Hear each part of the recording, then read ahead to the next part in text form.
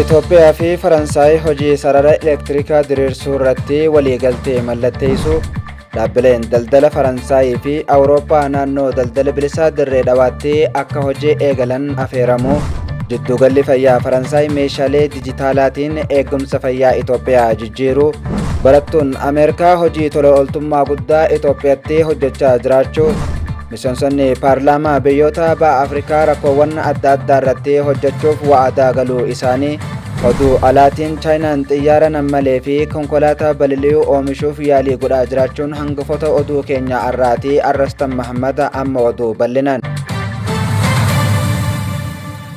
Itoophiyaa fi Faransaay hojii sarara elektirikaa diriirsuu tumsaan hojjechuuf walii galan. Itoophiyaa fi Faransaay waliigaltee damee sarara elektirikaa diriirsuu sadarkaa jiddugaleessa tumsaan hojjechuuf isaan dandeessisu waliin mallatteessanii jiraachuun himame.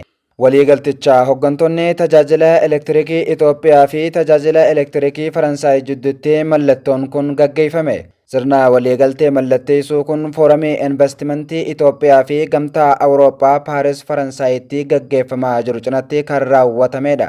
Akkaataa waliigaltee kanaan biyyoonni lamaan sarara elektirikaa sadarkaa jiddugaleessaa diriirsuu fi osoo humni addaan hin citin haala sararri elektirikii suphuun ittiin danda'amu irratti tumsaan kan hojjetan ta'a. Dabalataanis deeggarsa teeknikaa fi leenjiin dhiyeessii galteewwaniin ijaarsa dandeettii fi waliigaltee liqaa dabalatee dameelee biroo irratti tumsaan akka hojjetan ibsame. Hojii raawwachiisaan olaanaan tajaajilichaa Injiinar Geetuu Garramoo wayita kana akka ibsanitti waliigaltichi humna dhaabbatichaa cimsuu suphaa neetwoorkii anniisaa nageenyi isaa mirkanaa'ee raawwachuuf kan dandeessisudha jedhan.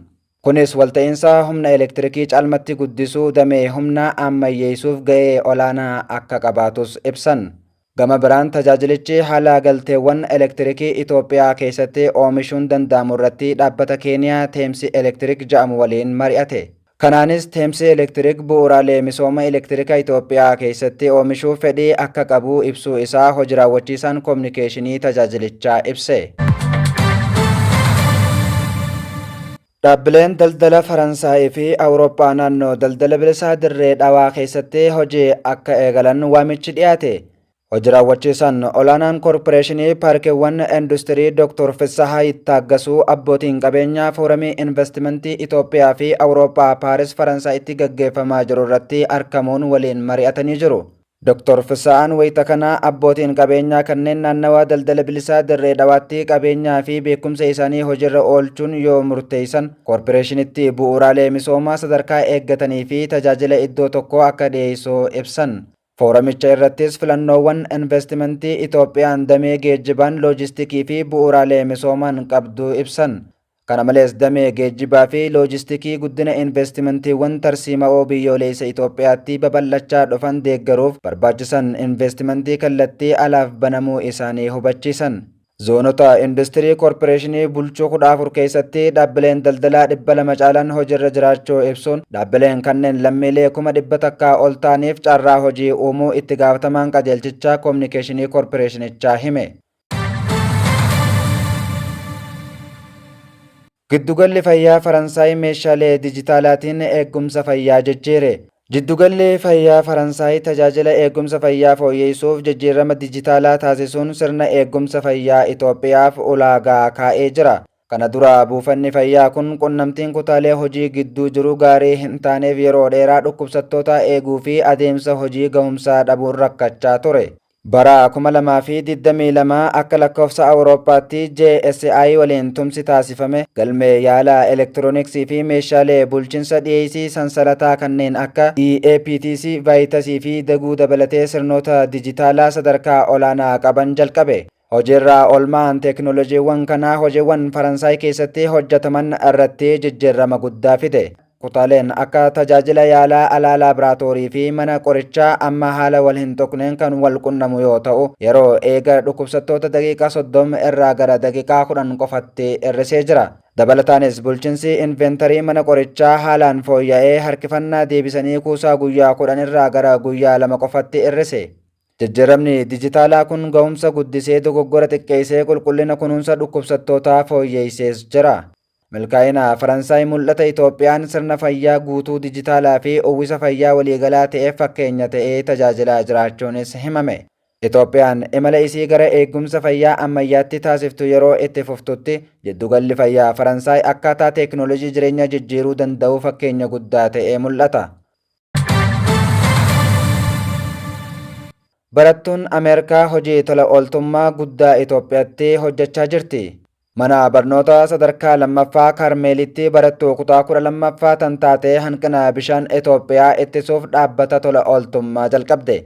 Sadarkaa olaanaa mana barumsaa sadarkaa lammaffaa Karmeel Riyaa Kooyaan dhimma murteessaa hanqina bishaan Itoophiyaa furuuf dhaabbata tola ooltummaa Wishing for Wales jaamoo hundeessite. Bara 2025 akka lakkoofsa Awurooppaatti kan eegalee dhaabbatichi bishaan qulqulluu dhiyeessuu fi hawaasa waa'ee kunuunsa bishaanii barsiisuu irratti xiyyeeffate. Wishing for Wales erga hundeeffamee kaasee arjooma toora intarneetii fi karoora deemsa 5K dhufuuf qabuun doolaraa 5,000 walitti qabe. Miilaan deemuun kun fageenya dheeraa namoonni naannoo bishaan hin qabne keessa jiran hedduun bishaan argachuuf imaluu qaban agarsiisuudhaan hubannoo uumuuf kan kaayyeeffatedha. Dhaabbanni tola ooltummaa kun kanaan dura dhiibbaa guddaa kan uume yoo ta'u maatii 770f taabileetii bishaan qulqulluu raabsuun paampii bishaanii caphee 2 suphuun amma maatii 2,200 tajaajilan akkasumas taabileetii bishaan qulqulleessuu 6,000 kennee jira. Wishing for Wales gargaarsa tola ooltotaa 52 kan hojjetu yoo ta'u isaan keessaa 25 Karmeelii fi kanneen biroo guutuu USA fi Afrikaa irraa dhufanidha. Dhaabbatichi Itoophiyaatti dhaabbata gargaarsaa waliigalaa HRO kan suphaa fi suphaa paampii bishaanii raawwatu waliin tumsa taasisa.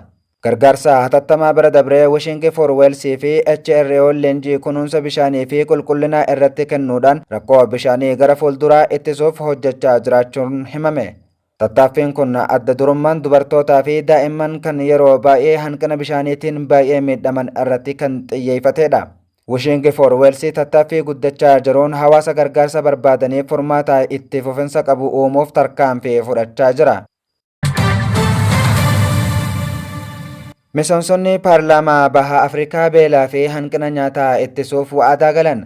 Seera baastonni Itoophiyaa, Jibuutii, Keeniyaa, Soomaaliyaa fi Yuugaandaa bakka bu'oota qaamolee seera baastota naannolee waliin ta'uun gamtaa paarlaamaa baha Afrikaa wabii nyaataa fi nyaataa jalatti Finfinneetti walitti qabaman. Walgahiin kun uummanni Afrikaa bahaa hundi nyaata gahaa akka argataniif jireenya beelaa fi hanqina nyaataa irraa bilisa ta'ee akka argatan tattaaffii taasifamuu cimsuu irratti kan xiyyeeffatedha. Marii kana miseensonni paarlaamaa kanneen wabii nyaataa naannichaa furuuf kutannoo qaban irra deebi'anii mirkaneessan.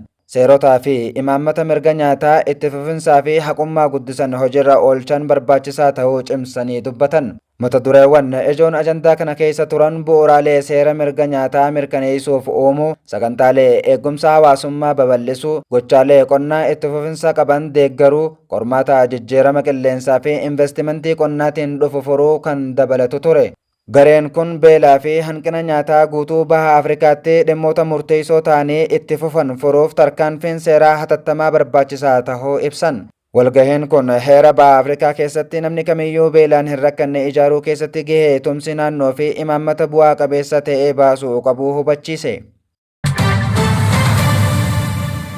Oduu alaatiin Chaayinaan xiyyaara nammalee fi konkolaataa balali'uu oomishuuf yaalii godhaa jiraachuun dhagahame. Xiyyeeffannoon isiin kalaqaaf kennite bu'aa mul'achaa jiruun fuula addunyaa duratti mirkanaa'aa jira. Dhiyeenya kana xiyyaara nammalee balali'uu kan T-400 jaamuu kalayxee yaaleef gara samii balaliistee jirti. Xiyyaarri namaan ala balali'uu kun meeshaalee hanga ulfaatina 650 kiiloogiraama ba'achuu danda'a jedhame. Akkasumas itti fufinsa sa'aatii 8 balali'uu akka danda'us ibsame. Chaayinaan xiyyeeffannaa gama dinagdee barnoota kalaqa saayinsii fi teekinooloojiitiin godhaa jirtu addunyaa harka kennisiisuu irratti argamti. Kana malees Chaayinaatti warshaan konkolaataa balali'uu oomishuu kan addunyaa irraa jalqabaa yaalii oomisha isaa eegale. Warshaan kun Chaayinaa Guwaanguuzootti kan argamu yoo ta'u oomisha yaalii eegaluu isaa beeksisee jira. Yaaliin oomisha jalqabaa konkolaataa elektirikii balali'uu xumuramee jiraachuun ifoome. Warshaan kun bal'ina iskweer meetiraa 120 kan qabu yoo ta'u waggaatti konkolaattota balali'an hanga 10,000 oomishuuf dandeettii akka qabus himame. Dhaabbanni kanaan wal fakkaatu oomisha konkolaataa elektirikii Chaayinaa Xpeng waggaa jalqabaa oomisha yaalii isaatiin konkolaattota balali'an gara 5,000 ta'an ajajaa argate. Dhaabbatichi yeroo guutumaan guututti oomishatti seenuu daqiiqaa 30 keessatti konkolaataa balali'uu tokko walitti qabuu akka danda'u Chaayinaa Deeyiliin gabaasee jira. Konkolaataan samiirra balali'uu fi lafarraas oofamuu danda'amu kun daandii idilee irrattis konkolaachisuu fi dhaabbachuu danda'a jedhamee jira. Eegaan kabajamtoota hordoftoota Oromoo Voice Media oduu fi odeeffannoon arraaf jennee walitti qindeeffannee kan hanga ammaa ture sagantaa biroon hanga walitti deebinu nagayaan nuuf tura.